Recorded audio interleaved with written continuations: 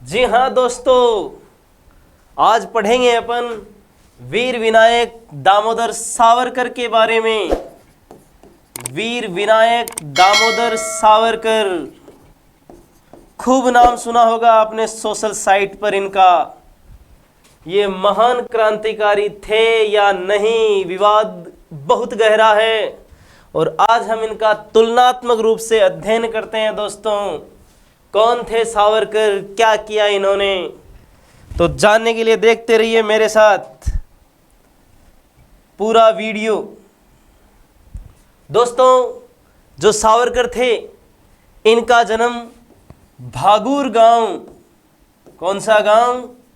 भागूर गांव, महाराष्ट्र में हुआ। 1883 में इनका जन्म हुआ मेरे दोस्तों। 28 मई 1883 को इनका जन्म हुआ भागूर गांव, महाराष्ट्र में। और 1901 में इन्होंने फर्ग्यूसन कॉलेज में दाखिला लिया। कौन सी कॉलेज में? फर्ग्यूसन कॉलेज में। दोस्तों, बहुत ही शानदार हिस्ट्री, तुलनात्मक अध्ययन।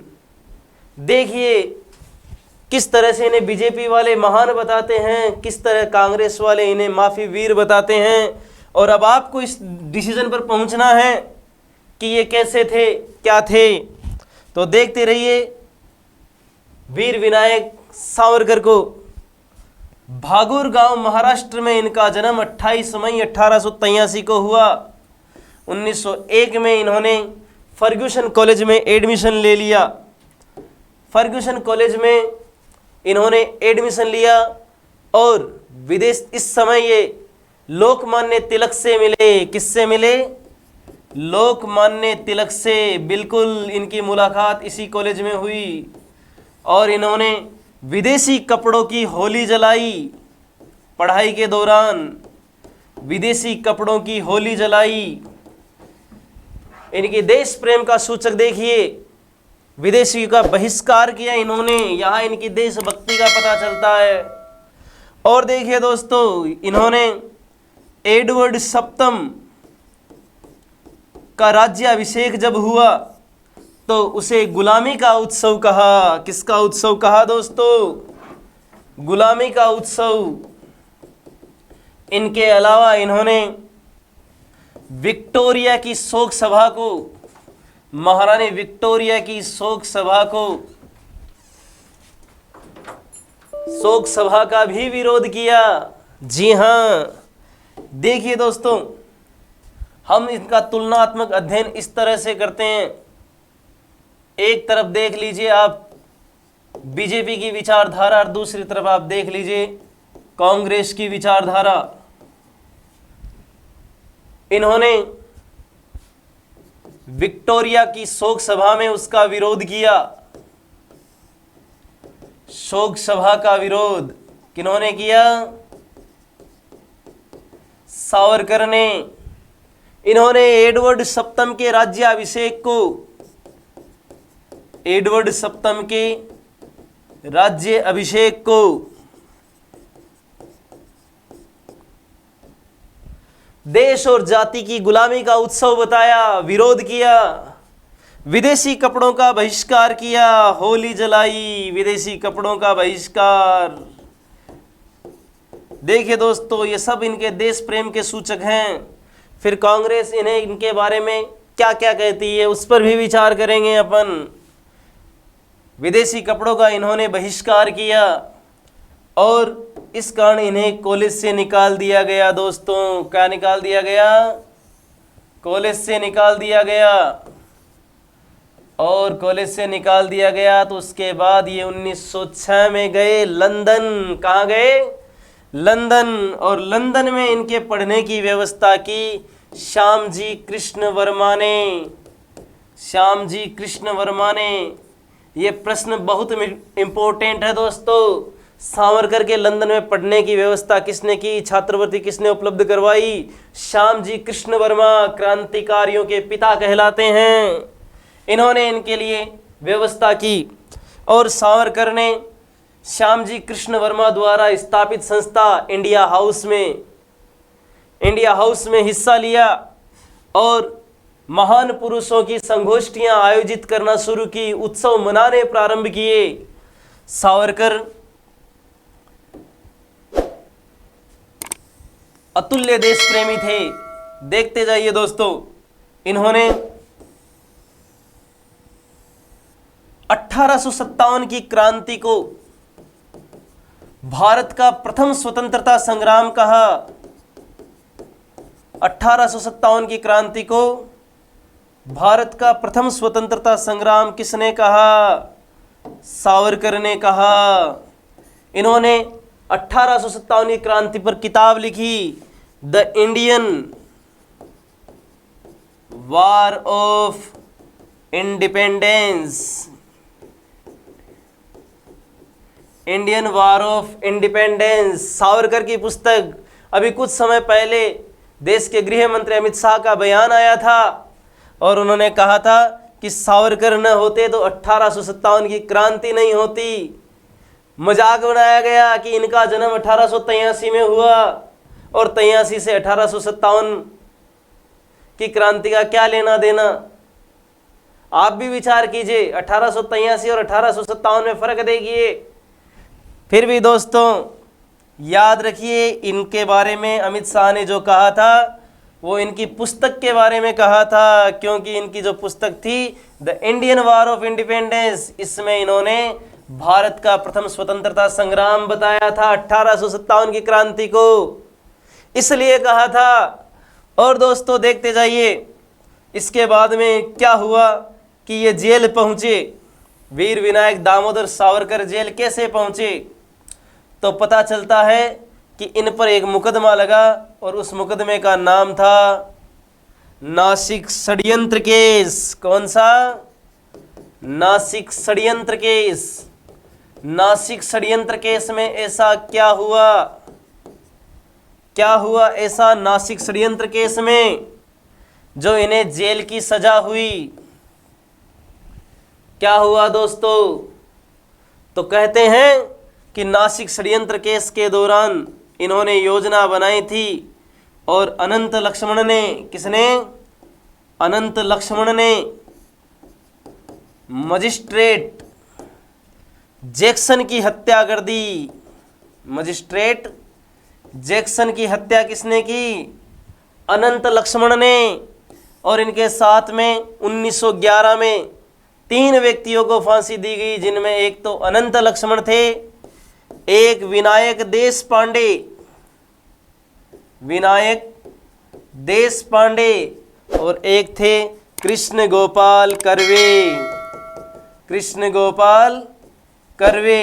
इन 3 लोगों को मजिस्ट्रेट जैक्सन की हत्या के कारण 1911 में क्या सुनाई गई? फांसी की सजा। और अनंत लक्ष्मण ने की थी मजिस्ट्रेट जैक्सन की हत्या। और उस समय उनके पास जो पिस्टल थी, उस पिस्टल का नाम था ब्राउनिंग पिस्टल। क्या नाम था? Browning pistol. और ये ब्राउनिंग पिस्टल इन क्रांतिकारियों के पास कहां से आई?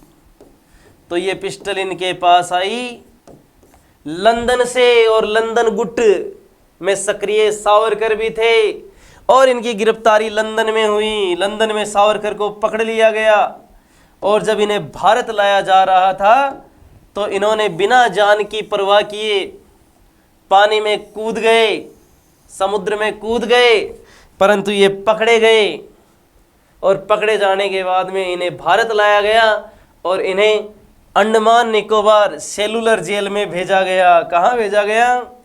अंडमान निकोबार की सेलुलर जेल में भेजा गया। सेलुलर जेल, अंडमान निकोबार, काला पानी की सजा होती थी जहां, वहां भेजा गया। सावरकर जेल में भी इतिहास लिखने की कोशिश करते हैं। जी हाँ, लंदन में इन्होंने the Indian independence, the Indian war of independence लिखी, जो भारत में प्रतियोगी रूप में पहुंची। सरकार ने पहले ही जब्त कर लिया, इनकी पुस्तक को यहाँ नहीं आने दिया, परंतु यहाँ इनकी पुस्तक विभिन्न पन्नों के रूप में आई है। और अब इनको भेज दिया गया सेलुलर जेल, जहां भी इन्होंने कोशिश की इतिहास लिखने की। परंतु बाद में देखिए इनके साथ क्या हुआ कि कांग्रेस इन्हें माफी वीर कहती है। हमें एक पहलू नहीं देखना दोस्तों, दोनों पहलू देखने हैं। अब देखिए ये सावरकर महोदय पहुंचते हैं अंडमान निकोबार की सेलुलर जेल में, और उस जेल में 1910 में और 1911 में इन्होंने माफ़ीनामा लिखा। जी हाँ, ब्रिटिश सरकार को इन्होंने माफ़ीनामा लिखा, क्योंकि इन्हें अत्यधिक यातनाएं दी जा रही थी, और अत्यधिक यातनाएं देने के कारण इन्होंने माफ़ीनामा लिखा, और उस माफ़ीनामे में स्वयं को पुर्तगाल का पुत्र कहा। जी हाँ दोस्तों, और इसमें यह भी लिखा कि मैं ब्रिटिश सरकार चाहेगी वैसे कार्य करूँगा। जी हाँ, ऐसा इन्होंने लिखा। अभी कुछ समय पहले राजनाथ सिंह जी का बयान आया था, उन्होंने कहा था कि महात्मा गांधी की प्रेरणा से सावरकर जी ने माफ़ी मांगी थी। जी नहीं, महात्मा गांधी 1915 में भारत आए थे अफ्रीका से, याद करो। परंतु यहाँ इन्होंने 1910 और 11 में माफ़ीनामा लिखा है। गांधी जी बाद में आएंगे।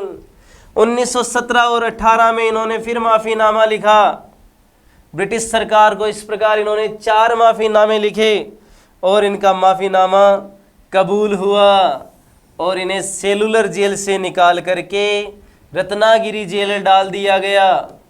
और रत्नागिरी जेल से फिर इन्हें 1921 में इस शर्त पर छोड़ दिया गया कि ये 5 साल तक राजनीति में हिस्सा नहीं लेंगे, 5 साल राजनीति से दूर रहेंगे, इस शर्त पर इन्हें छोड़ दिया गया। परंतु सावरकर जेल से आने के बाद हिंदू महासभा से जुड़ते हैं। किससे जुड़ते हैं? हिंदू महासभा से।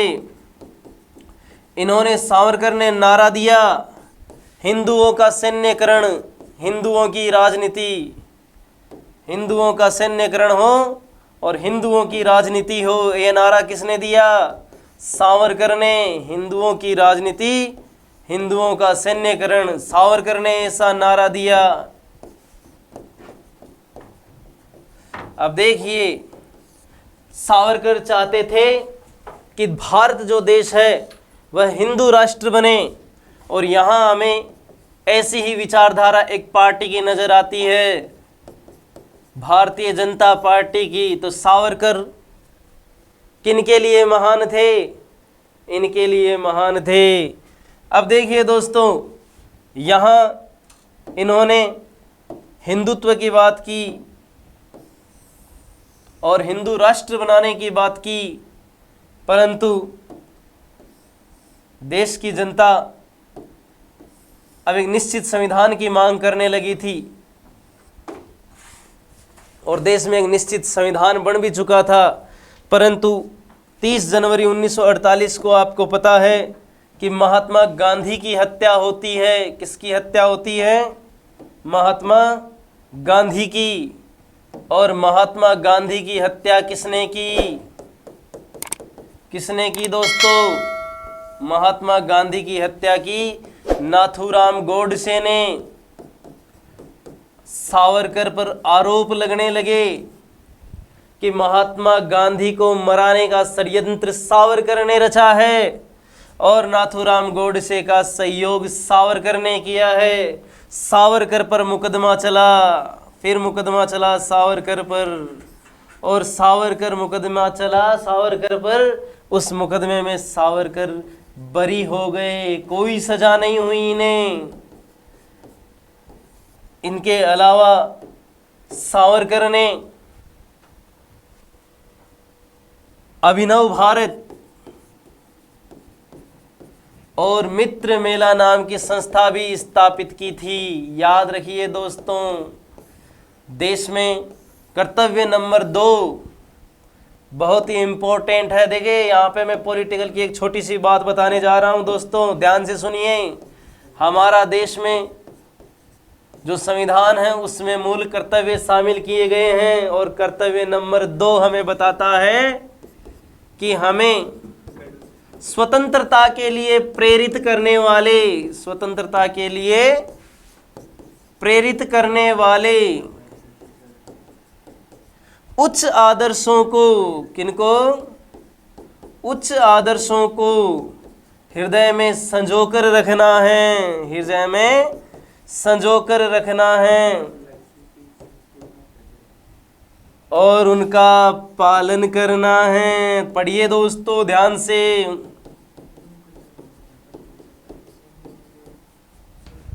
कर्तव्य नंबर 2 कहता है हमें स्वतंत्रता के लिए प्रेरित करने वाले उच्च आदर्शों को हृदय में संजो कर रखना है और उनका पालन करना है। और ये आदर्श स्वतंत्रता के लिए प्रेरित करने वाले हमें कहाँ से मिलेंगे? हमारे महान क्रांतिकारियों से। जी हाँ, ये हमें हमारे महान क्रांतिकारियों से भी मिलेंगे।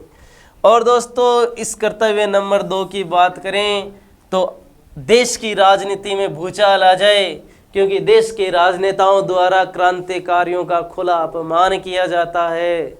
देखिए विचारों को, कौन है जो आपके दिमाग में कचरा भर रहा है, किस तरह से देश के महापुरुषों को गिराने की साजिश चल रही है।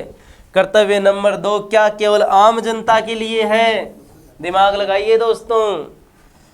और आज हमने जो सावरकर के बारे में पढ़ा है, इसके बारे में आपको अच्छा लगा हो तो शेयर जरूर करना।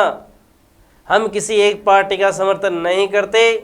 हमारे लिए जो महान थे वो महान थे, महान हैं, महान रहेंगे। धन्यवाद दोस्तों।